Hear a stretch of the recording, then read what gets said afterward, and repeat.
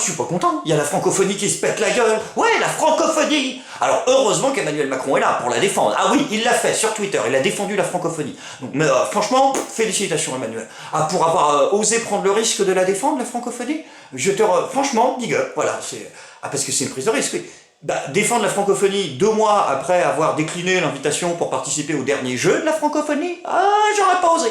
Non, j'aurais eu peur de me prendre une petite caillasse sur le museau pour le foutage de gueule. Enfin bon, quoi qu'il arrive, merci à Emmanuel Macron d'avoir défendu la francophonie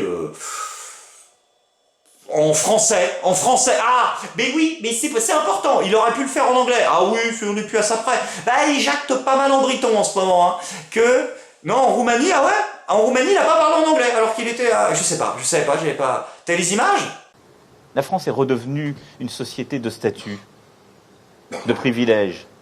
C'est ce qui la bloque. Ouais, enfin c'est ce qui la bloque, mais c'est ce qui t'a fait élire aussi, accessoirement quand même, quand on réfléchit un petit peu. Hein, parce que les statuts et les privilèges, oui, la société du privilège, ce sont les privilégiés qui ont mis leurs millions dans les médias pour que tu puisses accéder à une telle exposition.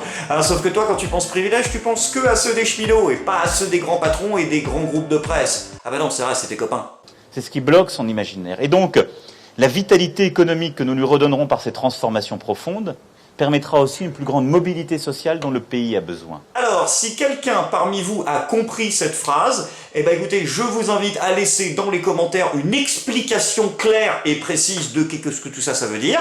Et puis comme ça, peut-être que je pourrais écrire une vanne. Mais parce que moi, je suis pas linguisticae, donc je n'arrive pas à décrire les origines. Peut-être c'est une histoire, c'est une histoire de déclinaison, de prétérite, de trucs, mais moi je connais pas. Donc je ne peux malheureusement répondre et ne faire des blagues que sur des déclarations en français ou en anglais. Mais en Macron, c'est vrai que parfois, j'ai pas les clés. La France n'est pas un pays réformable. Ouais, alors du coup, je suis peut-être un peu con, je sais pas, mais si la France n'est pas un pays réformable, qu'est-ce que tu fous là, en fait? Ben non, qu'est-ce que tu fous là, concrètement? Je veux dire, c'est quoi, les canapés sont sympas, on a toutes les chaînes, je veux dire, c'est quoi le concept? Si on peut rien faire? Beaucoup ont essayé, ils n'ont pas réussi. Bon, ok, nous refait une Las Palais. Parce que les Françaises et les Français détestent les réformes. Dès qu'on peut éviter les réformes, on ne les fait pas.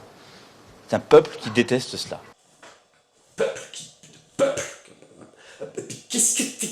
Est-ce que ce monsieur pourra arrêter d'insulter la totalité de la France à chaque fois qu'il fout un pied dehors? C'est possible? C'est pourquoi j'ai décidé qu'en novembre prochain, nous sortirons de l'état de droit. Mais avant cela, de l'état d'urgence, pardonnez-moi.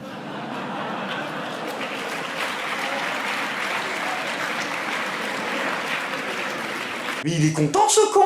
Et il se marre en plus, de sa tête de bonnet, la Tintin au pays de la politique. Et les gens, ils sont comme ça, ils applaudissent, comme dans Star Wars, c'est pareil. Oh, c'est génial! Oh, c'est super, on sort de l'état de droit. Je sais pas ce que ça veut dire, mais c'est bien, Mais c'est... Waouh! Waouh! Je constate, dans la plus grande inquiétude, que ça n'avait suscité aucune réaction d'indignation dans cette salle. Et je ne sais donc pas comment le prendre. Soit comme de la torpeur, soit comme de l'acquiescement. Je choisis la première option. Non mais sans déconner les gars, faut faire attention avec ce genre de conneries. Imaginez, ça peut avoir des conséquences, ce genre de lapsus, vous imaginez pas? Gérard Collomb, tiens GG, imagine il passe dans le couloir, il sort de sa sieste devant Derrick. Oh, ça va, tu vois, qu'est-ce qu'ils ont dit, on sort. Imagine, il tombe sur un discours, il entend une merde, il t'entend dans les couloirs en train de dire il faut sortir de l'état de droit. L'autre il peut penser que c'est vrai. Il peut penser que c'est ça qu'il faut aller défendre. Vous prenez des risques, vous vous rendez pas compte, hein? Sur la sortie de l'état de droit. Eh ben voilà, qu'est-ce que je disais, putain GG! Vous avez la responsabilité d'une personne...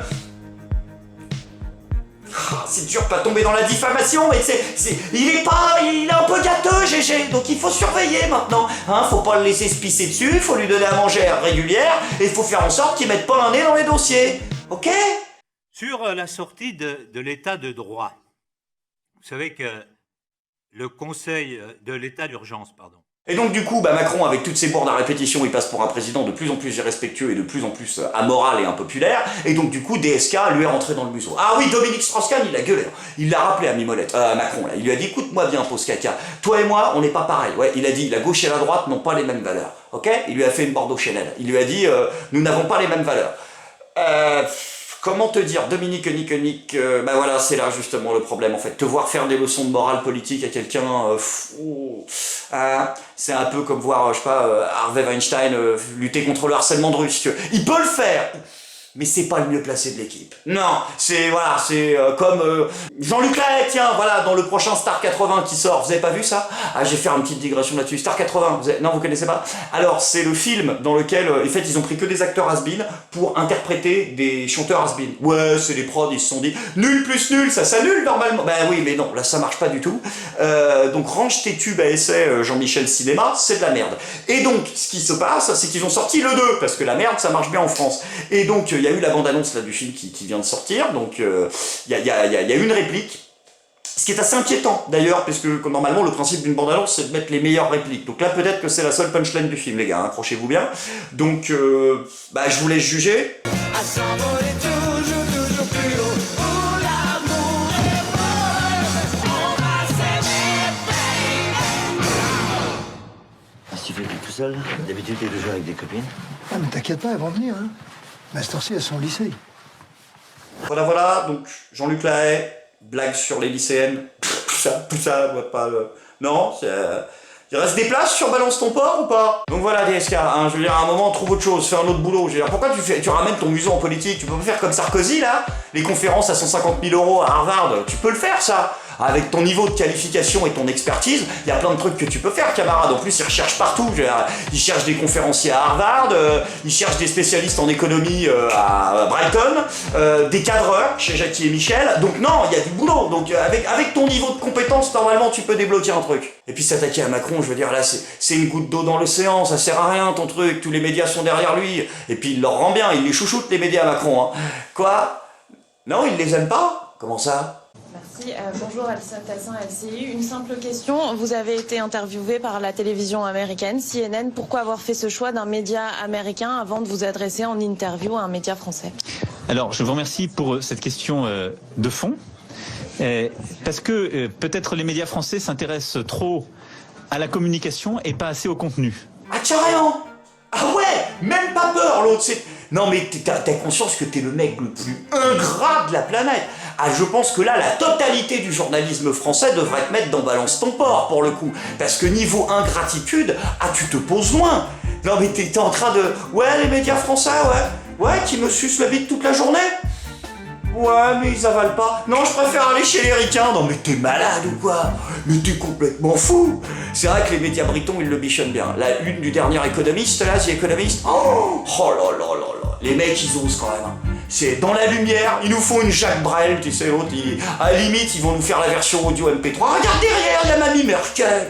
Oh, Mamie Merkel, elle est toute moche, elle est dans l'ombre, elle fait la gueule. Oh, vous vous foutez de la gueule du monde. Hein. À mon avis, ce que Macron il reproche aux médias français, c'est que de gauche comme droite, on est des vieux laïcards. Ouais, on n'aime pas la religion. Et à mon avis, les médias ne sont pas capables de comprendre la dimension spirituelle d'Emmanuel Macron. Aux États-Unis, ils sont en mode c'est un prophète et tout. Mais en France, il pourra jamais avoir le truc évangélique comme ça. Même Raël, il a compris, il s'est tiré. Donc, je veux dire, il manque un truc qui fait qu'ils ne peuvent pas suivre la dimension évangélique de Macron. Parce que c'est un évangéliste. Hein. Macron, il place des références spirituelles dans tous ses discours à tire-larigot. Hein, et là, il est même allé voir, il y a 3 jours, je crois, les protestants. Ouais, les protestants, il est allé les voir. Il leur a dit quoi alors? Il leur a dit, vous êtes la vigie de la République. D'accord. Ça veut encore rien dire. Mais au moins, ça se précise. Parce que, regarde, on savait qu'on avait les juifs à l'avant-garde. On a les protestants à la vigie, tu vois, reste plus qu'à trouver les musulmans, ça doit pas être loin de la soute, et puis ensuite, une fois qu'on a les matelots, on est bon, hein, puis on peut commencer à s'apercevoir que le bateau, il est en train de couler. Non, sans déconner, Macron, faut arrêter de nous vendre la carte de la spiritualité, personne n'y croit, y a pas plus matérialiste que toi, tu es l'incarnation même de la matière, l'incarnation même de l'argent, l'incarnation même de la densité, de la lourdeur, ou alors si, tu peux te mettre un déguisement de mammon, si tu veux, avec des petites clochettes au bout des cordes, mais tu peux rien obtenir de plus niveau spiritualité, c'est foutu ton truc, t'es un produit marketing, mec, personne n'est dupe, même sur Facebook, j'étais l'autre jour sur Facebook, regarde les pubs que tu reçois. Vous voulez détourner du pognon, plus payer vos impôts, faire rien avec une photo de toi et d'Edouard Philippe qui rigole. Regarde ce que tu es aux yeux des gens. En tout cas, tout ce que je sais, c'est qu'avec leurs conneries à répétition, les hommes politiques d'aujourd'hui vont me faire regretter les hommes politiques d'hier, et que quand je vois Emmanuel Macron, je suis pas loin de regretter François Hollande. Hein. Quoi? Il est de retour? Non, comme quoi, il est de retour? Fanfan? Ça y est? Qu'est-ce qu'il a dit alors? Je souhaite que l'on se rappelle de moi comme d'un honnête homme et d'un honnête président. Ouais, enfin, non, ça part d'une bonne intention, hein, je le sens dès le départ, mais enfin, vas-y, développe. J'aimerais que l'on dise que j'ai été juste dans les choix que j'ai faits, d'accord, et sincère, ouais, et puis que j'ai été honnête, mais non, c'est ta liste pour Noël, là, il y en a beaucoup quand même, voilà. Donc, honnête, intellectuel.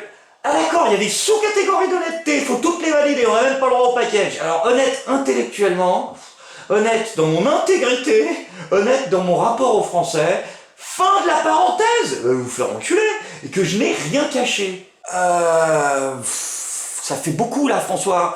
Ah, c'est comme une tartiflette après le cassoulet, là, ça pèse un peu, il faut le temps de... On va digérer, déjà, voilà, puis après on va... Hein, parce que là... Puis d'un autre côté, tu demandes aux Français de te pardonner, ou tu demandes aux Français de se souvenir de toi, de ceci, de cela, d'oublier tes conneries. Mais t'as pas besoin de leur demander d'oublier, François. Ils le font tout seuls. Les médias s'en chargent, ils sont là tous les jours pour nous expliquer que ça y est, on est passé à autre chose. C'est exactement comme la une de The Economist dont on parlait tout à l'heure, avec Macron dans la lumière et Merkel qui est derrière. Mais on s'en fout du mec de la maison des secrets qu'ils mettent au premier rang. C'est la même politique qui est derrière. On s'en fout du casting, putain. Alors oui, François, nous oublierons tes bourdes diplomatiques à répétition, tes business foireux avec le Qatar, tes placements de copains à l'ENA, tes promesses de campagne, pour la plupart d'entre elles non tenues, tes interventions militaires opportunistes et meurtrières, ton état d'urgence, ta sortie de la France du respect de la Convention européenne des droits de l'homme, tes mensonges aux salariés d'ArcelorMittal et de toute la France, ta destruction du code du travail et la répression physique, bien sûr, de ceux qui s'y opposaient. Mais nous oublierons ça d'autant plus facilement que tu n'étais finalement, François, qu'un accident de l'histoire politique transformé malgré lui en accident économique et social pour ce qu'il restait déjà de la France au moment de ton élection. Tes mois présidents n'étaient qu'un tsunami dans un verre d'eau qui t'ont permis de rentrer dans le grand bain de l'exécutif politique uniquement parce que Dominique Strauss-Kahn sortait de sa douche. Je suis pas content!